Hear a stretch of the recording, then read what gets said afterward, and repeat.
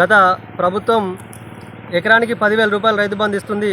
Congress party అధికారంలోకి వస్తే మేము 15,000 రూపాయలు రైతు బంధు ఇస్తామని చెప్పి ఎన్నికల మేనిఫెస్టోలోకి పెట్టి ఎన్నికలకు ముందు కూడా ఎన్నో బహిరంగ సభలలో ముఖ్యమంత్రి గారు ప్రకటనలు చేయడం జరిగింది. అధికారంలోకి వచ్చి ఏడాది గడుస్తున్నప్పటికీ గత వానాకాలం సీజను రైతు బంధువును ఇప్పటికీ కూడా ఇవ్వకుండా ఎగ్గొట్టింది.